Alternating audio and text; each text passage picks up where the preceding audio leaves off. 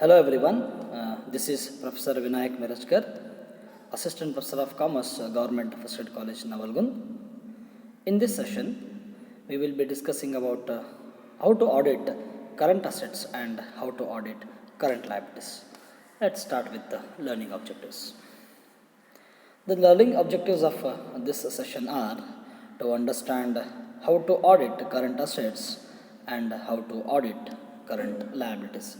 So ಈ ಸೆಷನ್ನಲ್ಲಿ ನಾವು current assets ಅಂದರೆ ಚಾಲ್ತಿ ಅಸೆಟ್ಸ್ಗಳು ಅಂತ ಏನಂತೀವಿ ನಾವು, ಚರಾಸ್ತಿಗಳು ಅಂತಂತೇಳಿವಿ, ಆ ಆಸ್ತಿಗಳನ್ನು ಹೇಗೆ ನಾವು ಲೆಕ್ಕ ಪರಿಶೋಧನೆಗೆ ಒಳಪಡಿಸಬೇಕು ಅನ್ನೋದನ್ನು ಈ ಚಾಪ್ಟರ್ನಲ್ಲಿ ನಾವು ಕಲಿತೇವೆ. ಅದ್ರ ಜೊತೆಗೆ ಕಂಪನಿಯ ಹೊಣೆಗಾರಿಕೆಗಳನ್ನು ನಾವು ಹೇಗೆ ಲೆಕ್ಕ ಪರಿಶೋಧನೆಗೆ ಒಳಪಡಿಸಬೇಕು ಎಂಬುದನ್ನು ಕೂಡ ನಾವು ಈ ಚಾಪ್ಟರ್ಲಿ ನೋಡ್ತೇವೆ.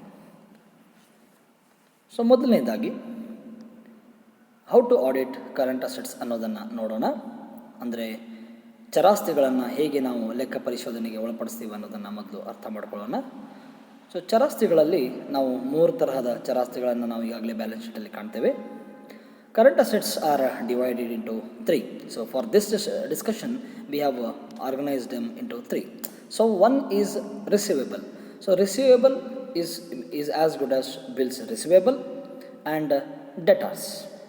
Another classification is amount remained in bank and cash retained with the business. Yet another classification is company's inventories. So it may be of raw materials, finished goods, or it may be work in progress. So these are basic classification which we have made to discuss in this session. Then the audit of accounts receivable. So as we have seen the 3 aspects here, that is bills receivable, that is as good as debtors. So debtors, bills receivable are the common items which we see in current assets. So how to audit these receivables we will see in the next slide. The audit of accounts receivable are with the objective is to verify the existence of those debtors. ಅಂದರೆ ಈ debtors ಮತ್ತು bills receivable ಅಂತ ಏನು ನಾವು balance ಶೀಟಲ್ಲಿ ತೋರಿಸ್ತೀವಿ, ಅವು ನಿಜವಾಗಿಯೂ ಇದ್ದಾವೆ ಇಲ್ಲ ಅನ್ನೋದನ್ನು ನಾವೇನು ಮಾಡ್ತೀವಿ, ಅವುಗಳ ಎಕ್ಸಿಸ್ಟೆನ್ಸ್ ಟೆಸ್ಟನ್ನು ಮಾಡಿ ಅವು ಇದ್ದಾವೆ ಇಲ್ಲೋ, ನಿಜವಾಗಿ ಆಗಿದ್ದಾವೆ ಇಲ್ಲೋ ಅನ್ನೋದನ್ನು ನಾವೇನು ಮಾಡ್ತೀವಿ, ಪರೀಕ್ಷಿಸ್ತೇವೆ. Then along with that ownership. So ownership ಅಂದರೆ ಅವು ಯಾರು ಡೆಟಾರಿಗೆ ಸಂಬಂಧಪಟ್ಟಿದ್ದಾವೆ ಅದು ನಿಜವಾಗಿ ಇದೆಯೋ ಅಥವಾ ಇಲ್ಲೋ ಎಂಬುದನ್ನು ನಾವು ಖಚಿತಪಡಿಸ್ಕೊಳ್ತೇವೆ. ಕಂಪ್ಲೀಟ್ನೆಸ್ ಅಂದರೆ ಈ ಡೆಟಾರ್ಸ್ ಅಕೌಂಟ್ ಅಂತ ಏನು ಲೆಜ್ಜರ್ ಅಕೌಂಟ್ ಹಾಕ್ತೀವಿ, opening balance, closing balance, credit sales, cash receive from debtors ಅಂತೇಳಿ ನಾವೇನು ಡೆಟಾರ್ಸ್ ಅಕೌಂಟ್ ಹಾಕ್ತಿದ್ವಿ ಈ ಮೊದಲು, ಸೊ ಅದು ಸಮಯಕ್ಕೆ ಸರಿಯಾಗಿ ಕ್ಲೋಸ್ ಆಗಿದೆ ಇಲ್ಲ, ಸಮಯ ಅಂದರೆ ನಮ್ಮದು ಇಲ್ಲಿ ಇಯರ್ ಕ್ಲೋಸಿಂಗಿಗೆ ಅದು ಸರಿಯಾಗಿ ಕ್ಲೋಸ್ ಆಗಿದೆ ಇಲ್ಲ ಎಂಬುದನ್ನು ನಾವು ಪರೀಕ್ಷಿಸಲು ಕಂಪ್ಲೀಟ್ನೆಸ್ ಟೆಸ್ಟ್ ಅಂತ ಮಾಡ್ತೀವಿ. ದೆನ್ ವ್ಯಾಲ್ಯೂಯೇಷನ್ ಅಂತ ಬರುತ್ತೆ. ಸೊ ವ್ಯಾಲ್ಯೂಯೇಷನ್ ಅಂದರೆ we value them whether they are truly appear in the balance sheet or no. So what is accurately in documents, whether it is same being interpreted and entered into ledger account or no, we will verify. Then presentations and disclosures. So presentation ಅಂದರೆ ಈ ಆಗಿದಂತಹ debtors, ಆಗಿದಂತಹ bills ರಿಸೀವೇಬಲ್ಲು, so ನಿಜವಾಗಿ ಅವು ಎಷ್ಟು figure ಇದೆ ಅಷ್ಟನ್ನೇ ನಾವು disclosure ಮಾಡೀವಿ ಅಥವಾ ಇಲ್ಲ ಎಂಬುದನ್ನು ಇದು ಪ್ರೆಸೆಂಟೇಷನ್ ಮತ್ತು ಡಿಸ್ಕ್ಲೋಜರ್ ಆಬ್ಜೆಕ್ಟಿವ್ ನಮಗೆ ತೋರಿಸ್ತದೆ. ಸೊ ಒಂದು ಡೆಟಾರ್ಸ್ ಇದೆಯೋ ಇಲ್ಲೋ ಅನ್ನೋದನ್ನು ನೋಡೋದು, ಡೆಟಾರ್ ಯಾರಿಗೆ ಸಂಬಂಧಪಟ್ಟಿದ್ದಿದೆ ಅದು ಅವರದೇ ಇದೆ ಎಂಬುದನ್ನು ಖಚಿತಪಡಿಸ್ಕೊಳ್ಳೋದು. ಕಂಪ್ಲೀಟ್ನೆಸ್ ಅಂದರೆ ಆ ರೆಕಾರ್ಡ್ಸ್ಗಳನ್ನು ನಾವು ಸರಿಯಾದ ಸಮಯಕ್ಕೆ ಓಪನ್ ಮಾಡಿ ಸರಿಯಾಗಿ ಕ್ಲೋಸ್ ಮಾಡಿದ್ದೀವಿ ಇಲ್ಲೋ, ಅಂದರೆ opening date closing date. Then valuation correct ಇದೆಯೋ ಇಲ್ಲೋ ಎಂಬುದನ್ನು ಖಚಿತಪಡಿಸ್ಕೊಳ್ಳೋದು. Then last is how we have presented and disclosure of such accounts receivables. So in large, if we see, accounts receivables are the large items among the assets of most companies and their verification is essential. So ಇಲ್ಲಿ ಏನು ಹೇಳಲಿಕ್ಕೆ ಪ್ರಯತ್ನ ಪಡ್ತಿದ್ವಿ ಅಂತಂದರೆ, accounts receivable ಏನು ನಮ್ಮದು bills receivable ಇದೆ ಅದು ಆರ್ಗನೈಜೇಷನ್ನ ಒಂದು ಲಾರ್ಜೆಸ್ಟ್ ಅಸೆಟ್ಟು. ಸೊ ಇದು ಡೆಟಾರ್ಸ್ ಟರ್ನ್ ಓವರ್ ರೇಷೋ ನಮ್ಮದು ಸರಿಯಾಗಿತ್ತು ಅಂತಂದರೆ, ಕಲೆಕ್ಷನ್ ಪೀರಿಯಡ್ ನಮ್ಮದು ಕರೆಕ್ಟ್ ಇತ್ತು ಅಂತಂದರೆ, then company will not face the problem of bad debts or company need not to create provision for bad and doubtful debts. So bad and doubtful debts ಬರದೇ ಇರೋ ಥರ company ನೋಡ್ಕೋಬೇಕಾಗುತ್ತೆ. So ಎಲ್ಲವನ್ನೂ ಅವರು ಸರಿಯಾಗಿ handle ಮಾಡಿದ್ರೆ so ಈ ತೊಂದರೆ ಬರುವುದಿಲ್ಲ ಅಂತ ಅನ್ಕೋತೀನಿ. ದೆನ್ ಇಲ್ಲಿ ಏನೇನು ಆಸ್ಪೆಕ್ಟ್ಸನ್ನು ನಾವು ನೋಡಬೇಕು, ಎಸೆನ್ಷಿಯಲ್ ವೆರಿಫಿಕೇಷನಲ್ಲಿ ಏನೇನು ನೋಡಬೇಕು ಅನ್ನೋದನ್ನು ಈ ಕೆಳಕಂಡ ಲಿಸ್ಟಲ್ಲಿ ನೋಡೋಣ. Sale to a bona fide customer only. So sales ಅಂದರೆ ಮಾರಾಟವನ್ನು ಕಸ್ಟಮರ್ನ ಕ್ರೆಡಿಟ್ ವರ್ದಿನೆಸ್ಸನ್ನು ನೋಡಿ ನಾವು ಏನು ಮಾಡ್ಬೇಕು ಹೇಳ್ರಿ, ಅವನ ಜೊತೆ ಉದ್ರಿ ವ್ಯಾಪಾರ ಅಂದರೆ ನಾವು ಕ್ರೆಡಿಟ್ ವ್ಯಾಪಾರ ಅಂತ ಹೇಳ್ತೀವಿ. ಸೊ ಕ್ರೆಡಿಟ್ ಸೇಲ್ಸನ್ನು ಮಾಡಬೇಕು. ಯಾಕಂದರೆ ಅವರಿಗೆ ನಾವು ಮಾರಾಟ ಮಾಡಿದಾಗ ಅವರಿಂದ ಹಣ ಬರುತ್ತೆ ಅನ್ನುವಂತಹ ಸಂಭವನೀಯತೆ ಹೆಚ್ಚಿತ್ತು ಅಂತಂದರೆ we can sell to such bona fide customers only. Then along with that all such sales are to be approved to customers. So ಯಾವ ಸೇಲ್ಸನ್ನು ನಾವು ಮಾಡ್ತಿದ್ದೀವಿ ಅವರು ಅಪ್ರೂವ್ಡ್ ಕಸ್ಟಮರ್ಸ್ ಹೌದೋ ಅಲ್ಲೋ ಅನ್ನೋದನ್ನು ನಾವು ಕಂಪ್ನಿ ಖಚಿತಪಡಿಸ್ಕೋಬೇಕಾಗ್ತದೆ. ಇಲ್ಲಾಂದರೆ ಏನಾಗ್ತದೆ ಗೊತ್ತ್ರಿ, ಸೊ ಸೇಲ್ಸನ್ನು ನಾವು ಮಾಡ್ತೀವಿ, ಅವರು ಆ ಸೇಲ್ಸನ್ನು ಏನು ಮಾಡ್ತಾರೆ ತೊಗೊಂಡು ಅವರು ಅಲ್ಲಿ ಮಾರಾಟ ಮಾಡ್ಬೋದು ಇಫ್ ದೇ ಆರ್ ರೀಸೆಲ್ಲರ್ಸ್, ಅಥವಾ ಅವರು ಫೈನಲ್ ಎಂಡ್ ಯೂಸರ್ಸ್ ಇದ್ದರು ಅಂದರೆ ಅಂಥ ಸಮಯದಲ್ಲಿ ಅವರು ಆ ವಸ್ತುಗಳನ್ನ ಬಳಸಿ ನಮಗೆ ಹಣ ಪಾವತಿ ಮಾಡಲಿಲ್ಲ ಅಂದರೆ ಇಲ್ಲಿ ನಮಗೇನಾಗ್ತದೆ ತೊಂದರೆ ಸ್ಟಾರ್ಟ್ ಆಗ್ತದೆ. ಸೊ ಅದಕ್ಕಾಗಿ ನಾವು ಉದ್ರಿ ಸೇಲ್ ಮಾಡುವಾಗ, ಕ್ರೆಡಿಟ್ ಸೇಲ್ಸ್ ಮಾಡುವಾಗ ಸಾಕಷ್ಟು ಪ್ರಿಕಾಷನ್ಸನ್ನು ತಗೊಂಡೇ ನಾವೇನು ಮಾಡಬೇಕಾಗುತ್ತೆ, ಅಂಥ ವ್ಯಕ್ತಿಗೆ ನಾವು ಉದ್ರಿ ಮಾರಾಟವನ್ನು ಮಾಡಬೇಕಾಗುತ್ತೆ. ಸೊ ಅದನ್ನು ನಾವು ಇಲ್ಲಿ ವೆರಿಫೈ ಮಾಡಬೇಕಾಗುತ್ತೆ. So all such sales are recorded. So ಸೇಲ್ಸಿಗೆ ಸಂಬಂಧಪಟ್ಟಿದ್ದು ಕ್ಯಾಶ್ ಸೇಲ್ಸ್ ಇತ್ತು ಅಂದರೆ ನಾವು ಬೇರೆ ಬರೀತೀವಿ, ಕ್ಯಾಶ್ ಬುಕ್ಕಿಗೆ ಬರುತ್ತದು. ಈ ಕ್ರೆಡಿಟ್ ಅಂತ ಬಂದಾಗ ಯಾರಿಗೆ ಸೇಲ್ ಮಾಡಿದ್ವಿ ಅವರೊಂದು ಆ ಖಾತೆಯನ್ನು ನಾವು ತೆರಿಬೇಕಾಗ್ತದೆ.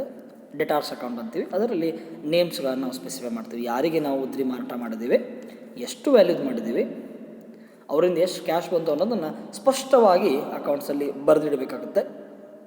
ಅದು ಬರೆದಿದ್ದಾರೋ ಅಥವಾ ಇಲ್ಲ ಎಂಬುದನ್ನು ಈ ಲೆಕ್ಕ ಪರಿಶೋಧಕ ಖಚಿತಪಡಿಸ್ಕೋಬೇಕಾಗುತ್ತೆ. Once recorded, the debts are only eliminated by receipt of cash or on the authority of a responsible person. So ಒಂದು ಸಲ ಅದು ಕ್ರೆಡಿಟ್ ಸೇಲ್ ಅಂತ ಅಕೌಂಟ್ ಕ್ರಿಯೇಟ್ ಆಯಿತು, ಆ ಅಕೌಂಟನ್ನು ಯಾವಾಗ ಕ್ಲೋಸ್ ಮಾಡ್ತೀವಿ ನಾವು, ಕ್ಯಾಶ್ ರಿಸೀವ್ ಆಗಬೇಕು. ಯಾರಿಗೆ ನಾವು ಉದ್ರಿ ಸೇಲ್ಸನ್ನು ಮಾಡಿದ್ದೀವಿ ಅವರಿಂದ ಏನಾಗಬೇಕು, ಕ್ಯಾಶ್ ಬರಬೇಕು. ಕ್ಯಾಶ್ ಬಂದರೆ ಮಾತ್ರ ಆ ಅಕೌಂಟ್ ಕ್ಲೋಸ್ ಮಾಡಬೇಕು. ಆ ಟ್ರಾನ್ಸಾಕ್ಷನನ್ನು ನಾವೇನು ಮಾಡಬೇಕು, ಎಲಿಮಿನೇಟ್ ಮಾಡಬೇಕು. So until and unless we don't receive cash, there should not be any record on debtors account related to receipts. So then debts are collected promptly. ಅಂದರೆ this leads to our debtors turnover ratio, average collection period, what we say in management accounting. So that is printing a point here in debts are collected promptly. So debt should be collected promptly. So if you fail to collect, again it will be again converted to bad debts. So that is adverse. It gives an adverse effect on company's profitability. So to avoid that, we have to take care of all these aspects. Then balances are regularly reviewed and a proper system for follow-up exists, and if necessary adequate provision for bad and doubtful debts is made. So ಇಲ್ಲಿ ನಾವು ಹಿಂದ್ಗಡೆ if we are careful of collection of debtors while selling credit, if we are careful of customers' credit worthiness, so this problem may not arise. So if we fail there, definitely there is a chance of creating an adequate provision for bad and doubtful debts. So auditor's duty is to be verify whether a necessary adequate provision for doubtful debt is made or no. So if it is made, whether the percentage is too high or if it is adjustable amount. So test the effectiveness of the system. So to test the effectiveness of the system, auditor has to thoroughly check the collection period.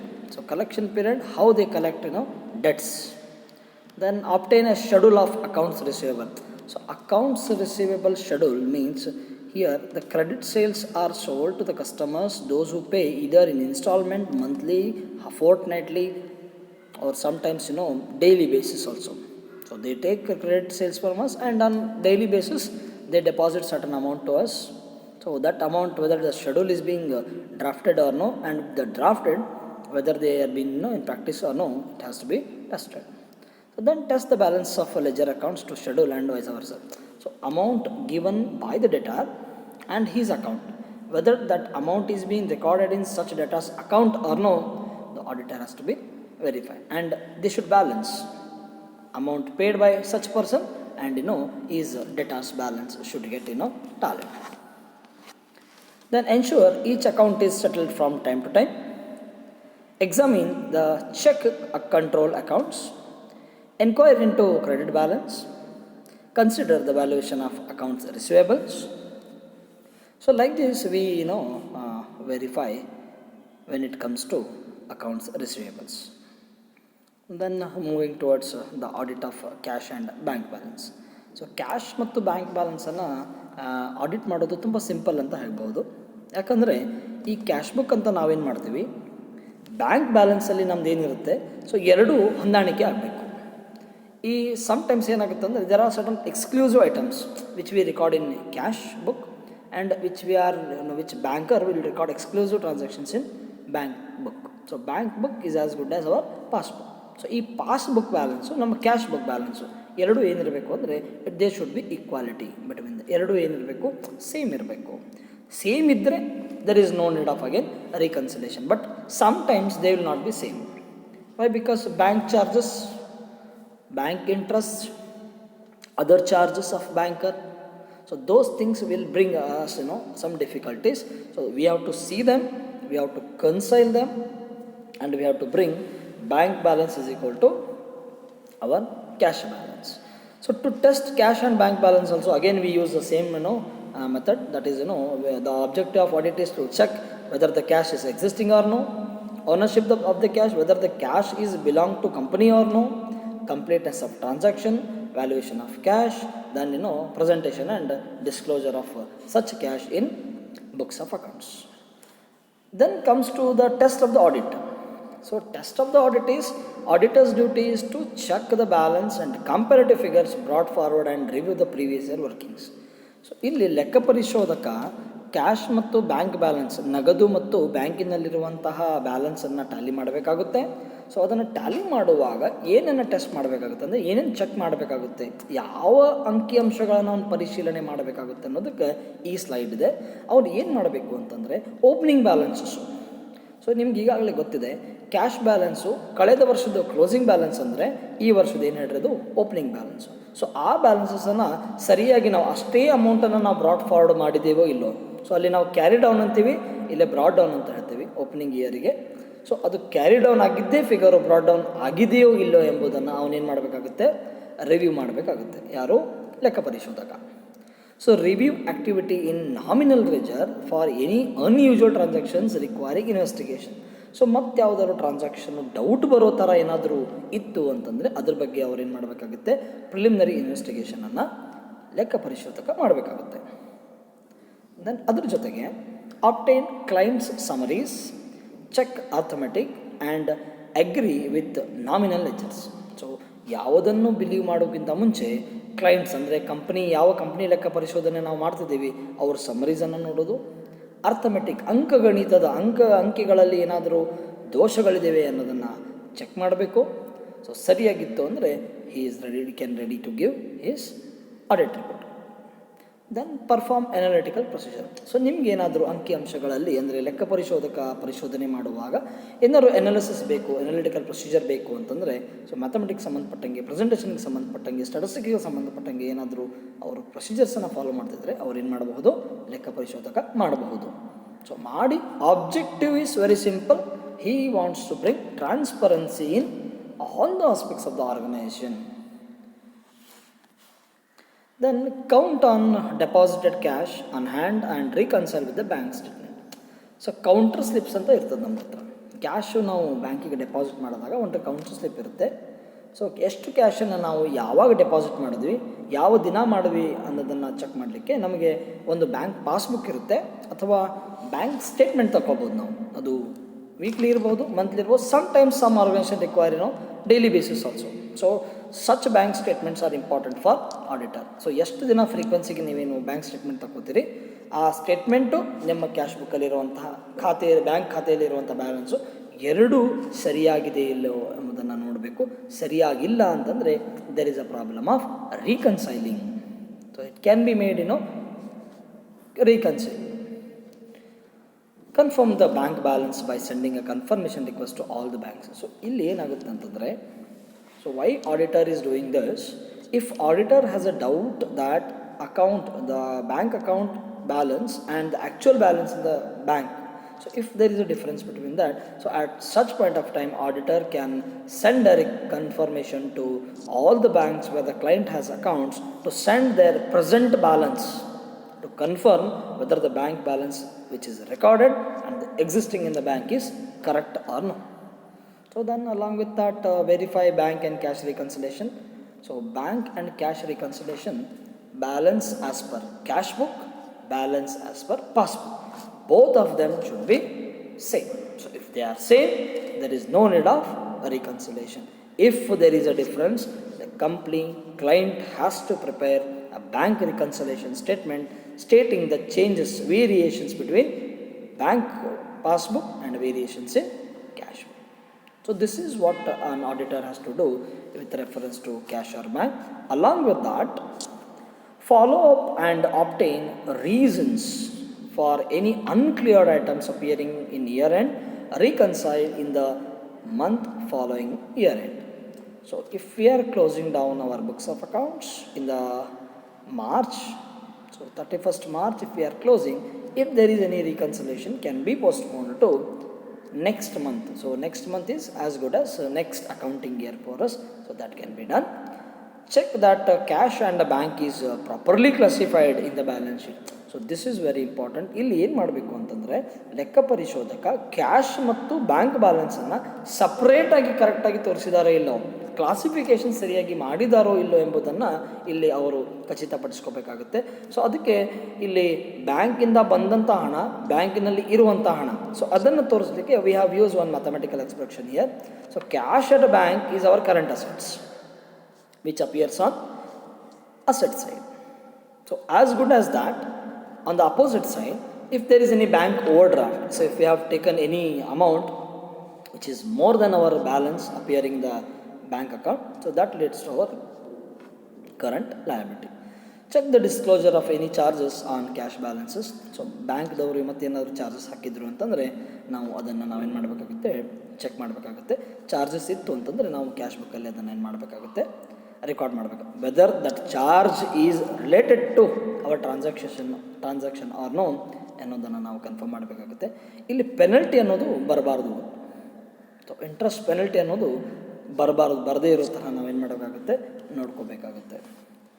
ಅದೇ ತರಹ we have to deal with another kind of current asset, that is stock we can call it as inventories. So inventories and work in progress.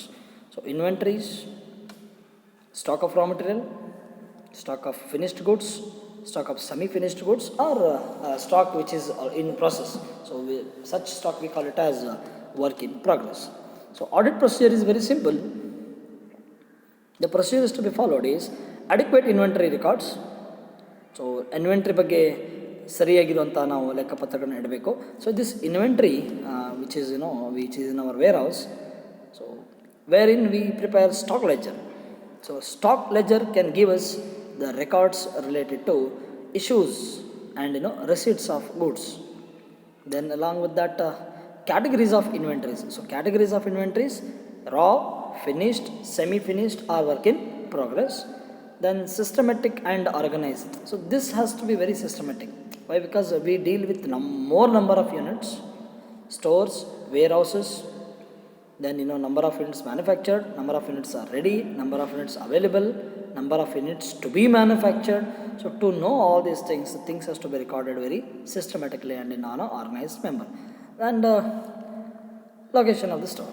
So location of the store, where goods we want at more quantity, so such warehouses should be of huge quantity of storages.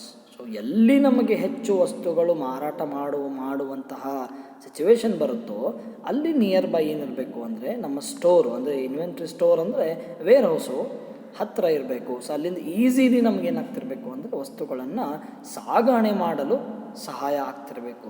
So ಅದ್ರ ಬಗ್ಗೆ ಇವರೇನು ಮಾಡಬೇಕು ಅಂದರೆ ಲೆಕ್ಕ ಪರಿಶೋಧಕ ನೋಡಬೇಕು. ಒಂದು inventory record ಬಗ್ಗೆ ನೋಡಬೇಕು, ಇನ್ವೆಂಟ್ರಿನ ಹೇಗೆ ಕ್ಲಾಸಿಫೈ ಮಾಡಿದ್ದಾರೆ ನೋಡಬೇಕು, ಸಿಸ್ಟಮೆಟಿಕ್ ಆರ್ಗನೈಸ್ ಆಗಿ ಅದನ್ನು ಬರೆದಿದ್ದಾರೋ ಇಲ್ಲೋ ಅನ್ನೋದನ್ನು ಪರಿಶೀಲನೆ ಮಾಡಬೇಕು. ಆಮೇಲೆ ಲೊಕೇಶನ್ ಆಫ್ ದ ಸ್ಟೋರ್, ಎಲ್ಲೆಲ್ಲಿ ಇವರು ವೇರ್ ಹೌಸಸ್ ಇದೆ, ಸೊ ಅದನ್ನು ಕೂಡ ಲೆಕ್ಕ ಪರಿಶೋಧಕ ಪರಿಶೀಲನೆಯನ್ನು ಮಾಡಬೇಕಾಗುತ್ತೆ. ಇಲ್ಲಿ ವರ್ಕ್ ಇನ್ ಪ್ರೋಗ್ರೆಸ್ಸನ್ನು ಚೆಕ್ ಮಾಡುವಾಗ again we use the same objective. We check existence of the working progress, completeness of the work in progress, ownership of such work in progress, valuation and presentation and list closure.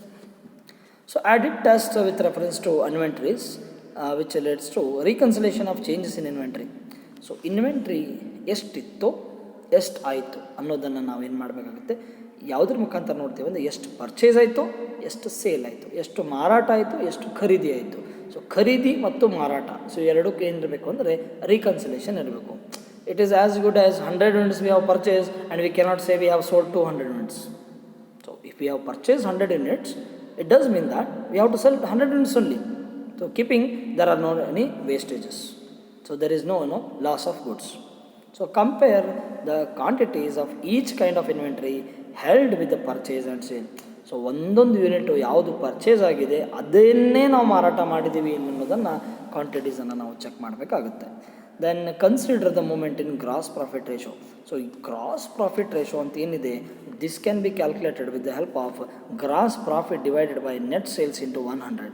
So this percentage shows how much amount of gross profit the company is earning when a trading account is prepared with the debit side, opening balance, opening stock, direct expenses, purchases. On the credit side we take only sales and closing stock. So cost of goods sold if we do or credit side amount, debit side compared, difference between debit and credit amounts to gross profit on the trading account side. So consider that movement of gross profit ratio.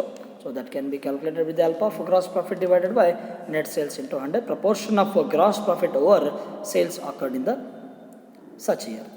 So consider inventory turnover ratio. So inventory turnover ratio compared to our sales. So how much is our turnover ratio, that has to be compared. Then review the variance report for inventories and working. So variance means differences. If there are any differences in inventories and work in progress, that should be reviewed. So ಇನ್ವೆಂಟ್ರಿಯಲ್ಲಿ work in progress ಏನಾದರೂ variations ಇತ್ತು ಅಂದರೆ ಲೆಕ್ಕ ಪರಿಶೋಧಕ ಏನು ಮಾಡಬೇಕು, ಅದನ್ನು review ಮಾಡಬೇಕು. ಸೊ ರಿವ್ಯೂ ಮಾಡಿ ಅದರಲ್ಲಿ ಏನಾದರೂ ತಪ್ಪುಗಳು ಇದ್ದರೆ, ವಂಚನೆಗಳಿದ್ದರೆ ಅದನ್ನು ಏನು ಮಾಡಬೇಕು, ಸರಿಪಡಿಸಬೇಕು. ಸೊ ಇಲ್ಲಿಗೆ we conclude with how to audit current assets. Majorly we have seen current assets with reference to work in progress, cash or bank balances. Then we have seen accounts receivables. So includes debtors as well as bills payable. Moving towards our next discussion of today's session, that is how to audit obligations. So how to audit our liabilities. So ಲೆಕ್ಕ ಪರಿಶೋಧನೆಯಲ್ಲಿ ಇದೊಂದು crucial ಹಂತ ಅಂತ ಹೇಳ್ಬೋದು. ಹೊಣೆಗಾರಿಕೆಗಳನ್ನು ನಾವು ಹೇಗೆ ಲೆಕ್ಕ ಪರಿಶೋಧನೆಗೆ ಒಳಪಡಿಸ್ತೀವಿ ಅನ್ನೋದನ್ನು ಇಲ್ಲಿ ನಾವು ಈ ಸೆಷನಲ್ಲಿ ನೋಡೋಣ. ಮೊದಲಿಗೆ ನೋಡೋಣ ಲಯಬಿಲಿಟಿ ಅಂದರೆ ಏನು. So liability is a financial obligation of a company that results in company's future sacrifices of economic benefits to other entities of the business. So ಹೊಣೆಗಾರಿಕೆ ಅಂದರೆ ನಾವು ಹೊರಗಡೆ ನೀಡಬೇಕಾದಂತಹ ಮೊತ್ತ. ಯಾಕೆ ಕೊಡ್ತೀವಿ ಲಯಬಿಲಿಟೀಸ್ ಅಂದರೆ, ಈ ಸ್ಪೆಷಲಿ ಕ್ರೆಡಿಟಾರ್ ಅಂತ ತೊಗೊಂಡಾಗ ನಮಗೆ ಅವರು ಉದ್ರಿಯಿಂದ ಏನು ಮಾಡಿರ್ತಾರೆ ಹೇಳ್ರಿ, ಕ್ರೆಡಿಟ್ ಬೇಸಸ್ಸು ನಮಗೆ ವಸ್ತುಗಳನ್ನು ಕೊಟ್ಟಿರ್ತಾರೆ. ನಾವು ಆ ವಸ್ತುಗಳನ್ನು ಮಾರ್ತೀವಿ. ಬಂದಂಥ ಹಣದಿಂದ ಏನು ಮಾಡ್ತೀವಿ ಹೇಳ್ರಿ, ನಮ್ಮ ಕಂಪ್ನಿಯ ಏನದು ಆಬ್ಲಿಗೇಷನ್ಸ್ ಇದೆ ಅದನ್ನು ನೋಡ್ತೀವಿ. ಅದ್ರ ಜೊತೆಗೆ ನಾವು ಅವರಿಗೆ ಕೊಡಬೇಕಾದ ಹಣ, ಸಂದಾಯ ಮಾಡಬೇಕಾದಂಥ ಹಣವನ್ನು ಸಮಯಕ್ಕೆ ಸರಿಯಾಗಿ ನಾವು ಅವರಿಗೆ ಸಂದಾಯ ಮಾಡ್ತೀವಿ. ಸೊ ಅವರು ನಮಗೆ ಕ್ರೆಡಿಟ್ ಬೇಸಸ್ ಕೊಟ್ಟು ಅಂದರೆ ನಾವು ಅವ್ರಿಗೆ ಏನಾಗ್ತೀವಿ ಅಂದರೆ ಕ್ರೆಡಿಟಾರ್ಸ್ ಆಗ್ತೀವಿ. So that is what this says. Then how to audit liabilities? The audit of liabilities is a process of confirming the nature and extent of amounts of liabilities as shown in the balance sheet. So simple.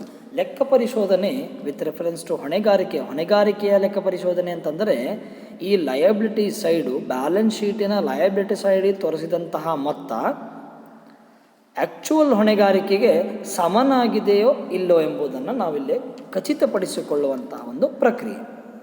Balance ಶೀಟಲ್ಲಿ ನಾವು liabilities ಅಂತ ಏನೋ ತೋರಿಸ್ತೀವಿ, ಹೊಣೆಗಾರಿಕೆ ನಾವು ಕೊಡೋದಿದೆ, company has to pay ಅಂತ ಏನು ತೋರಿಸ್ತೀವಿ, ಅದು ರೆಕಾರ್ಡ್ಸ್ ಪ್ರಕಾರ ಚೆಕ್ ಮಾಡಿದಾಗ ಅದೇ ಅಮೌಂಟ್ ಇದೆಯೋ ಇಲ್ಲೋ ಎಂಬುದನ್ನು ನಾವು ಏನು ಮಾಡೋದು, ಖಚಿತಪಡಿಸಿಕೊಳ್ಳುವಂತಹ ಒಂದು ಪ್ರಕ್ರಿಯೆ.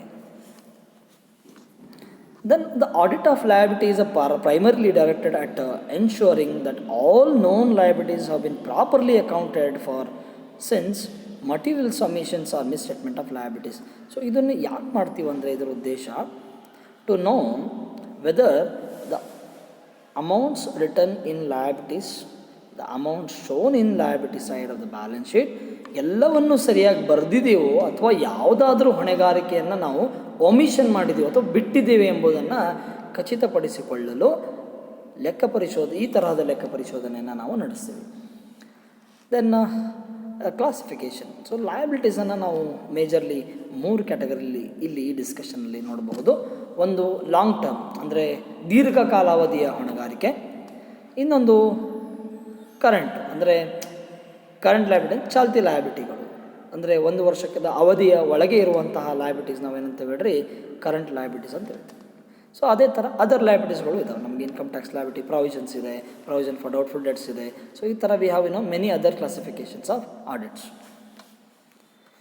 ಯಾಕೆ ಮಾಡ್ತೀವಿ, ಯಾಕೆ ಈ ಹೊಣೆಗಾರಿಕೆಯ ಲೆಕ್ಕ ಪರಿಶೋಧನೆ ಮಾಡಬೇಕು ಸೊ ಅನ್ನೋದನ್ನು ಈ ಸ್ಲೈಡ್ಸಲ್ಲಿ ನೋಡೋಣ. The purpose of audit of liability is to ensure that all the existing liabilities are shown in the balance sheet. So the primary objective, ಮೂಲ ಉದ್ದೇಶ ಏನು ಅಂತಂದರೆ ಕಂಪನಿಯ ಯಾವ ಹೊಣೆಗಾರಿಕೆಗಳಿದ್ದಾವೆ ಎಲ್ಲವನ್ನು ನಾವು ಬ್ಯಾಲೆನ್ಸ್ ಶೀಟಲ್ಲಿ ತೋರಿಸಿದ್ದೇವೆ ಇಲ್ಲೋ, ಅಢಾವೆ ಪತ್ರಿಕೆಯಲ್ಲಿ ಕಂಪನಿ ತೋರಿಸಿದೆಯೋ ಇಲ್ಲೋ ಎಂಬುದನ್ನು ನಾವೇನು ಮಾಡಬೇಕಾಗ್ತದಿಲ್ಲ ಖಚಿತಪಡಿಸ್ಕೋಬೇಕು. So that is what the primary objective of audit of liabilities. So ಅವುಗಳನ್ನು ತೋರಿಸಿದರೆ to ensure that the liabilities are neither overstated nor understated. So balance ಶೀಟಲ್ಲಿ ಅಢಾವೆ ಪತ್ರಿಕೆಯಲ್ಲಿ ನಾವು ಹೊಣೆಗಾರಿಕೆಗಳನ್ನು ತೋರಿಸಿದರೂ ಅವುಗಳನ್ನು ಸರಿಯಾದ ಮೊತ್ತವನ್ನು ತೋರಿಸಿದೆವೋ ಅಥವಾ ಹೆಚ್ಚಿನ ಮೊತ್ತವನ್ನು ತೋರಿಸಿದೆವೋ ಕಡಿಮೆ ಮೊತ್ತವನ್ನು ತೋರಿಸೇವೆ ಎಂಬುದನ್ನು ಕೂಡ ನಾವಿಲ್ಲಿ ಖಚಿತಪಡಿಸಿಕೊಳ್ಬೇಕಾಗುತ್ತೆ. ಹೆಚ್ಚು ಮಾಡಿದರೂ ಬ್ಯಾಲೆನ್ಸ್ ಶೀಟಿಗೆ ತೊಂದರೆ, ಕಡಿಮೆ ತೋರಿಸಿದ್ರು it is a problem. So we should bring United in a concept that what is been appeared in the books of account same is stated in balance sheet ಅನ್ನೋದನ್ನು ನಾವು ಇಲ್ಲಿ ಏನು ಮಾಡಬೇಕಾಗುತ್ತೆ, ಕನ್ಫರ್ಮ್ ಮಾಡ್ಕೋಬೇಕಾಗುತ್ತೆ. ಲೆಕ್ಕಪತ್ರಗಳ ಪ್ರಕಾರ ಎಷ್ಟು ಹೊಣೆಗಾರಿಕೆ ಇದೆ ಅದೇ ಹೊಣೆಗಾರಿಕೆಯನ್ನು ನಮ್ಮ ಅಢಾವೆ ಪತ್ರಿಕೆಯಲ್ಲಿ ನಾವು ತೋರಿಸಿದೆವೋ ಇಲ್ಲೋ ಎಂಬುದನ್ನು ಖಚಿತಪಡಿಸಿಕೊಳ್ಬೇಕಾಗಿದ್ದು ಲೆಕ್ಕ ಪರಿಶೋಧಕನ ಕರ್ತವ್ಯ ಆಗಿದೆ. Then to ensure that no existing liability has been omitted or any fictitious liability is included in the liability side of the balance sheet. ಅಂದರೆ ಯಾವುದೇ ಹೊಣೆಗಾರಿಕೆಯನ್ನು ನಾವು ಬಿಟ್ಟಿಲ್ಲ ಅನ್ನೋದನ್ನು ನೋಡಬೇಕು. Sometimes companies may mislead auditor by escaping certain liabilities from the balance sheet to tally the balance sheet assets are equal to liabilities. So ಇದನ್ನು ಮಾಡುವ ಗಡಬಡಿಯಲ್ಲಿ there are some companies what they do is they omit certain transactions. The auditor has to take care of such omissions and such non existing liabilities are not shown in the balance sheet. ಹೊಣೆಗಾರಿಕೆ ಅಲ್ಲವನ್ನು ಫಿಕ್ಸಿಷಿಯಸ್ ಇಲ್ಲದೇ ಇರುವಂಥ ಲಯಬಿಲಿಟೀಸನ್ನು ತಂದು balance ಶೀಟಲ್ಲಿ ತೋರಿಸಿದಾರೋ ಎಂಬುದನ್ನು ಕೂಡ ನೋಡಬೇಕು. So companies ಏನು ಮಾಡಬಹುದು ಅಂತಂದರೆ ಇಲ್ಲಿ ಕೆಲವೊಂದು ಕಂಪನೀಸ್ಗಳು ಲಯಬಿಲಿಟೀಸನ್ನು ಬಿಡಲೂಬಹುದು, ಕೆಲವೊಂದು ಕಂಪ್ನೀಸು ಆರ್ಟಿಫಿಷಿಯಲ್ ಲಯಬಿಲಿಟೀಸನ್ನು ಕೂಡ ಏನು ಮಾಡ್ಬೋದು, ತೋರಿಸಿ ನಮ್ಮ ಲಯಬಿಲಿಟಿ ಇಷ್ಟಿದೆ ಅಂತಲೂ ಅವ್ರೇನು ಮಾಡ್ಬೋದು ಅಂದರೆ ಅಡಿಷನಲಿ ಕ್ಲೇಮ್ ಮಾಡಬಹುದು. So auditor has to ensure that it is clearly written and it is related to company. Then to ensure that liabilities are shown in the balance sheet have been actually incurred by business. ಅಂದರೆ ಇಲ್ಲಿ ಏನು chances ಇರ್ತದೆ ಅಂದರೆ liability ಕಂಪ್ನಿದೇ ಇರುವುದಿಲ್ಲ, but ಏನು ಮಾಡಿರ್ತಾರೆ ಅಂದರೆ ಅದರಲ್ಲಿ ನಮ್ಮದೇ ಹೊಣೆಗಾರಿಕೆ ಅಂತ ತೋರಿಸಿರ್ತಾರೆ. ಸೊ ಅದು ರಿಯಲ್ ಕಂಪ್ನಿಗೆ ಸಂಬಂಧಪಟ್ಟಿದ್ದ ಲಯಬಿಲಿಟಿನೋ ಹೌದು ಅಲ್ಲೋ ಎಂಬುದನ್ನು ಇಲ್ಲಿ ಖಚಿತಪಡಿಸ್ಕೋಬೇಕಾಗುತ್ತೆ. Then to ensure that all liabilities appearing in the balance sheet are properly classified. So ಇದು ಇಂಪಾರ್ಟೆಂಟ್ ಆಗುತ್ತೆ. We have seen 3 classifications: long term, current assets and other long term liabilities, current liabilities and other liabilities. So ಈ ಥರ ಅವರು classification ಮಾಡಿದಾರೋ ಇಲ್ಲೋ ಎಂಬುದನ್ನು ನೋಡಬೇಕು. Why? Because we cannot mix long term liabilities into short term liabilities. So short term liabilities, current liabilities should be shown separately from long term liabilities. So that is what the auditor has to check. And in liabilities we may come across on the balance sheet creditors. So as per if we go as per Companies Act 2013, so we have seen working note. So we have notes to accounts wherein trade creditors is one among the liabilities. So in valuation of verification of trade creditors, so we have to go through with these steps. One is correctness of liabilities depending upon the correctness of purchase.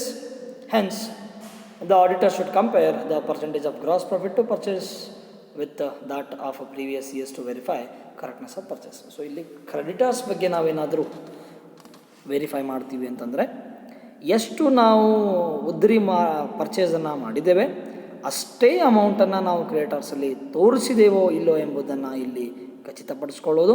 So ಈ purchase ಅನ್ನೋದು ನೇರವಾಗಿ trading ಅಕೌಂಟಿಗೆ ಸಂಬಂಧಪಟ್ಟಿದ್ದು. So trading ಅಕೌಂಟಲ್ಲಿ ನಾವು trading account ಮಾಡೋ ಉದ್ದೇಶ gross profit. So purchase amount ಕರೆಕ್ಟಾಗಿ ಎಂಟರ್ ಆಗಿದೆ ಇಲ್ಲೋ ಅನ್ನೋದನ್ನು ನೋಡಬೇಕು. ಅದ್ರ ಜೊತೆಗೆ ಗ್ರಾಸ್ ಪ್ರಾಫಿಟ್ಟು ಈ ಹಿಂದೆ ಮಾಡಿರುವಂಥ ಗ್ರಾಸ್ ಪ್ರಾಫಿಟ್ಟಿಗೆ ಕರೆಕ್ಟ್ನೆಸ್ ಇದೆ ಇಲ್ಲೋ ಎಂಬುದನ್ನು ನಾವೇನು ಮಾಡಬೇಕಿಲ್ಲಿ ಖಚಿತಪಡಿಸ್ಕೊಳ್ಬೇಕು.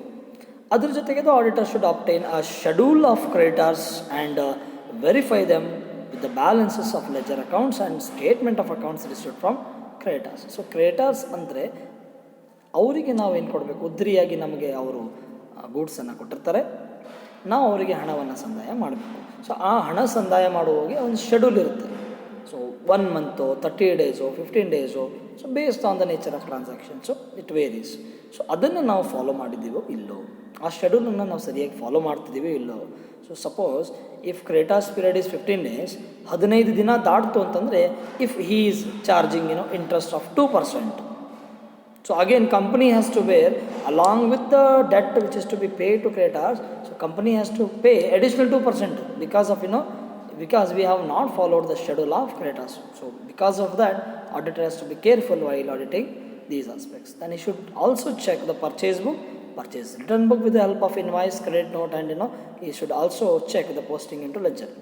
So ಇಲ್ಲಿ ಪರ್ಚೇಸಿಗೆ ನಾವು ಸಪ್ರೇಟ್ ಬುಕ್ಕನ್ನು ಮಾಡ್ತೇವೆ.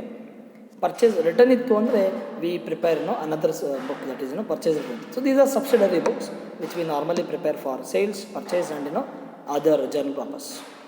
So if transaction is been recorded in the purchase book, we should make sure that to that transaction there is a invoice received from such creditor. If that document is there and the same amount is being recorded as well as posted to ledger account or no, so that auditor has to verify. So purchase ಅಂದರೆ ಈ ಖರೀದಿ ಮಾಡಿರ್ತಾರಲ್ರಿ, ಉದ್ರಿ ಖರೀದಿ ಮಾಡಿರ್ತಾರಲ್ಲ, so ಉದ್ರಿ ಖರೀದಿಗೆ separate ಖಾತೆನ ತೆಗೆದಿರ್ತೀವಿ ನಾವು ಪರ್ಚೇಸ್ ಬುಕ್ ಅಂತೇಳಿ. ಸೊ ಈ ಕಡೆ ಪರ್ಚೇಸ್ ಬುಕ್ಕು ತೆಗಿತೀವಿ, ಪರ್ಚೇಸ್ ರಿಟರ್ನು ತೆಗಿತೀವಿ. ಯಾಕಂದರೆ ಸಬ್ಸಿಡರಿ ಬುಕ್ಕಲ್ಲಿ ನಾವು ಈಗಾಗಲೇ ನೋಡಿದ್ದೀವಿ, sales sales return, purchase purchase return, ಅದ್ರ ಜೊತೆ ಕ್ಯಾಶ್ ಬುಕ್ಕು. ಸೊ ಇಷ್ಟು ಸಬ್ಸಿಡರೀಸ್ ನಾವು ಈಗಾಗಲೇ ಮೇಂಟೈನ್ ಮಾಡ್ತೀವಿ. ರೆಕಾರ್ಡೆಡ್ ಟ್ರಾನ್ಸಾಕ್ಷನ್ಸು, ಯಾವ ಟ್ರಾನ್ಸಾಕ್ಷನ್ಸು ನಾವು ಪರ್ಚೇಸ್ ಬುಕ್ಕಲ್ಲಿ ಬರಿತೀವಿ ಅದಕ್ಕೆ ಸಂಬಂಧಪಟ್ಟ ಇನ್ವಾಯ್ಸ್ ಇದೆಯೋ ಇಲ್ಲೋ ಎಂಬುದನ್ನು ಅವನು ಖಚಿತಪಡಿಸ್ಕೋಬೇಕು. ಅದೇ ಅಮೌಂಟನ್ನು ಬುಕ್ಸ್ ಆಫ್ ಅಕೌಂಟ್ಸಲ್ಲಿ ಬರೆದಿದ್ದಾರೋ ಇಲ್ಲೆಂಬುದನ್ನು ಚೆಕ್ ಮಾಡಬೇಕು.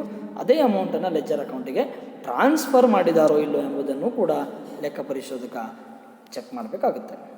Then along with that he should examine the goods inward book to ensure that goods purchase have been actually received. So ಇಲ್ಲಿ ಏನಾಗುತ್ತೆ ಅಂತಂದರೆ, ನಾವು ಪರ್ಚೇಸ್ ಬುಕ್ಕಲ್ಲಿ ಎಂಟ್ರಿ ಮಾಡ್ತೀವಿ ಗೂಡ್ಸ್ ಪರ್ಚೇಸ್ಡ್ ಅಂತೇಳಿ, ಇನ್ವಾಯ್ಸ್ ಬರುತ್ತೆ. ವೆದರ್ ಇನ್ವಾಯ್ಸ್ ಜೊತೆಗೆ ಗೂಡ್ಸ್ಗಳು ಕೂಡ ಬಂದಾವಿಲ್ಲ ಎಂಬುದನ್ನು ನಾವೇನು ಮಾಡಬೇಕು, ಇನ್ವರ್ಡ್ ಬುಕ್ಕಿಂದ ಗೊತ್ತಾಗುತ್ತೆ. So goods entered into organisation will get recorded in inward book. So ಒಳಗೆ ಬಂತು we record in inward book, ಹೊರಗಡೆ ಹೋಗ್ತಿದೆ ಗೂಡ್ಸ್ ಅಂತಂದರೆ we record in outward book. So whether that entry is being made or no ಅನ್ನೋದನ್ನು ಕೂಡ ಲೆಕ್ಕ ಪರಿಶೋಧಕ verify ಮಾಡಬೇಕಾಗುತ್ತೆ. ಗೂಡ್ಸ್ ಎಂಟರ್ ಆಗಿದೆ ಅಂತಂದರೆ, ಗೂಡ್ಸು ನಮ್ಮ ಆರ್ಗನೈಸೇಷನಲ್ಲಿ ಬಂದಿದೆ ಅಂತಂದರೆ, ಆ ಇನ್ವಾಯ್ಸಲ್ಲಿ ಮೆನ್ಷನ್ ಮಾಡಿರುವಂಥ ಗೂಡ್ಸು ಇಲ್ಲಿ ಬಂದಿರೋ ಗೂಡ್ಸು ಎರಡೂ ಸರಿಯಾಗಿದೆ ಎಂಬುದು ಇತ್ತು ಅಂತಂದರೆ, then there is no problem. Auditor has to go further for its verification. Then he should see that all the purchases made during the year have been accounted for, especially year-ended transactions. So ಇಲ್ಲಿ purchase ಟ್ರಾನ್ಸಾಕ್ಷನನ್ನು ಅದೇ ವರ್ಷಕ್ಕೆ ಸಂಬಂಧಪಟ್ಟಿದ್ದೇ ಇರಬೇಕು. ಯಾಕಂದರೆ auditor ಒಂದು ವರ್ಷದ ಲೆಕ್ಕ ಪರಿಶೋಧನೆ ಮಾಡ್ತಿದ್ದಾರೆ ಅಂತಂದರೆ ಆ ಪರ್ಚೇಸಸ್ಸು ಅದೇ ವರ್ಷ ಮಾಡಿದಾರೋ ಇಲ್ಲೋ ಎಂಬುದನ್ನು ಏನು ಮಾಡಬೇಕಾಗುತ್ತೆ, ಖಚಿತಪಡಿಸ್ಕೋಬೇಕಾಗುತ್ತೆ. ಇಯರ್ ಎಂಡಲ್ಲಿ ಪರ್ಚೇಸ್ ಮಾಡಿರ್ತಾರೆ ಕೆಲವೊಬ್ಬರು. ಸೊ ಅಂಥ ಟ್ರಾನ್ಸಾಕ್ಷನ್ನ ಇವನು ಕೇರ್ಫುಲ್ಲಾಗಿ ಏನು ಮಾಡಬೇಕಾಗುತ್ತೆ, ಆಡಿಟರು ವೆರಿಫೈ ಮಾಡಬೇಕಾಗುತ್ತೆ.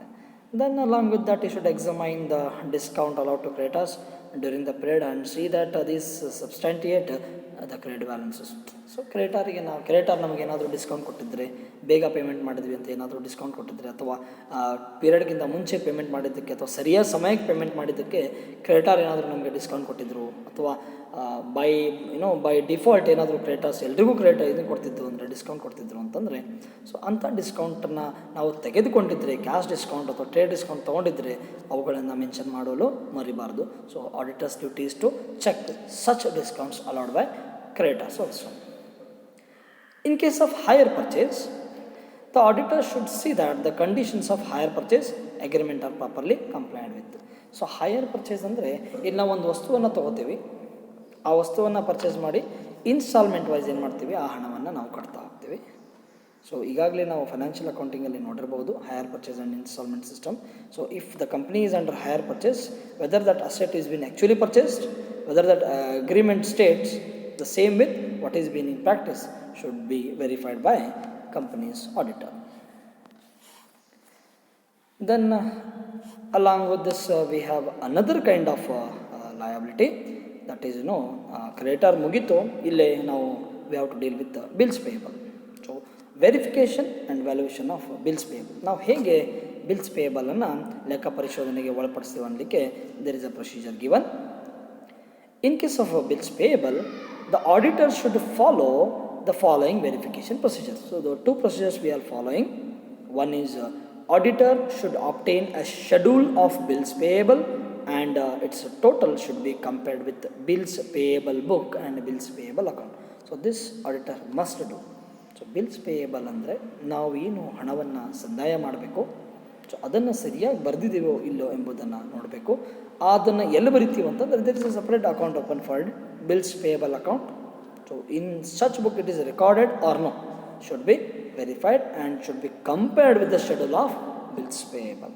Then the bills paid after the balance sheet date should be examined with the entries of passes in the cash book. Sometimes ಏನಾಗುತ್ತೆ ಅಂತಂದರೆ ನಮ್ಮ ಅಕೌಂಟ್ ಕ್ಲೋಸರ್ ಆದಮೇಲೆ ಅಂದರೆ 31st ಮಾರ್ಚ್ ಆದಮೇಲೆ ಕೆಲವೊಂದು ಪೇಮೆಂಟನ್ನು ಮಾಡ್ತೀವಿ. ಸೊ ಪೇಮೆಂಟ್ ಮಾಡಿದ ಮೇಲೆ ಅಲ್ಲಿ ಏನಾಗುತ್ತೆ ಅಂದರೆ ಅದು it goes to next year. So ಹಾಗಾದಾಗ whether that is been recorded in cash book or no, whether it is been examined or no ಎನ್ನುವುದನ್ನು ಕೂಡ ಇಲ್ಲಿ ಲೆಕ್ಕ ಪರಿಶೋಧಕ ಪರಿಶೀಲನೆಯನ್ನು ಮಾಡಬೇಕಾಗುತ್ತೆ.